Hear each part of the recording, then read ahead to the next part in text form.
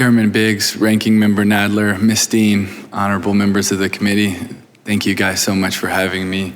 Camille, Jim, John, so grateful for you guys and so honored to be here with you and humbled to be beside you.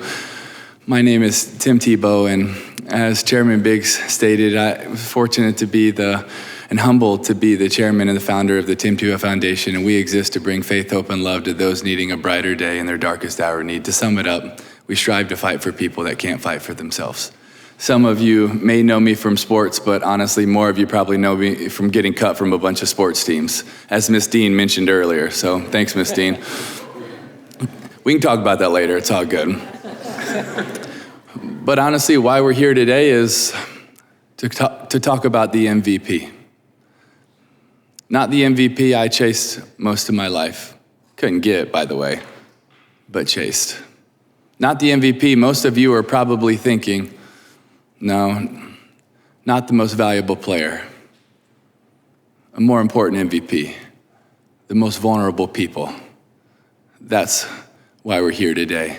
A year and a half ago, this awesome lady to my left, Camille Cooper, joined our team, and I asked Camille, I said, Camille, what breaks your heart the most? And she wrote down the number 20,000. And I said, what does that mean? And she said, it's a problem. I said, what problem is that? It's the 20,000 boys and girls that have been abused and raped, and their images and videos have been captured, but nobody has been able to identify them. They're unknown. Until someone knows them, how could somebody rescue them?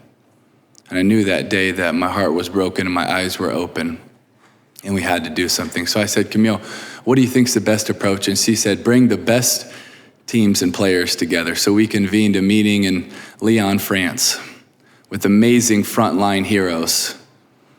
Homeland Security, Interpol, Europol, NCMEC, ICMEC, ONIMI, Google, so many people and many more came to the table with really two goals. The first one, how many boys and girls are unknown, are unidentified? And it wasn't 20,000. It was over 50,000. And the second goal is how do we protect them? And that's where Operation Renewed Hope was born, led by HSI just a few miles away from here, and so many partners from around the world. And in 15 days, they were able to identify 316 boys and girls. 316 boys and girls. It was an incredible operation, but that's a tiny dent in what we're called to get to. It was amazing work, but it was so small in comparison. And so why we're here today is to be able to ask you to say yes to a bill that we're going to present. And this bill really has one goal: to build a rescue team. Because there's so many frontline warriors and heroes, but there's just not enough. And we need to support them, and we need more of them to get to these 50,000 boys and girls. So this bill is strictly to create a rescue team that has the funding, the support, the training, the technology, so that they can get to these 50,000. You know, I've had the privilege of playing for a lot of sports teams in my life. And almost all of them, we've had incredible resources to give us a better chance at winning a game, something that ultimately, as much as we care about it, doesn't matter. Why would we not give as much, if not more, resources to the frontline heroes that are going after the most vulnerable boys and girls on the planet? You see, when Operation Renewed Hope identified that 316, and out of all those that were rescued, more than half of them were right here in the US. And when you extrapolate those numbers, that means that there's thousands of boys and girls that are starving for hope in our backyard. And we have the chance to bring hope to those that are starving for it, if we're willing. But honestly, my words will probably fall flat today.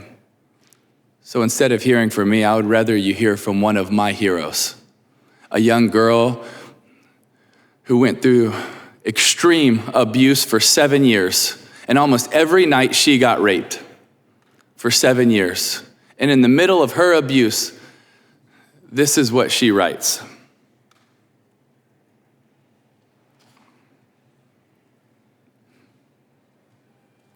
rescue me, help me. Monsters are chasing, can't you see? Monsters are whispering, can't you hear? Monsters are shouting, you're nothing. Can't you feel my pain? Monsters are pushing. End it all, just jump. Can't you hear all the whys I'm asking? Monsters are laughing. You're all alone in this. Can someone please rescue me? This girl and thousands of boys and girls just like her, they're calling out to you and to me. And how many times in my life have I missed the call? Have I missed the mark? Unfortunately, too many. But would today be a day that we wouldn't miss the mark, that we would hear her cries, that we would hear her call, and we would answer the call? Because every single one of those boys and girls is worth us answering the call and doing everything we can so that they can experience the faith, hope, and love that they deserve. Not the bondage and torture that they're in right now. I believe if we build that rescue team, we will have a chance of getting to every one of those boys and girls. I got a message last night from a girl who has been rescued, and she said, "Thank you so much for speaking up for us." And it was humbling to get that. But if all we do today is speak, if all I do is speak, I also miss the mark. We have to do more than just talk about it. We have to act on it and be about it. Thank you for having me, and God bless. Thank you, Mr. Tebow.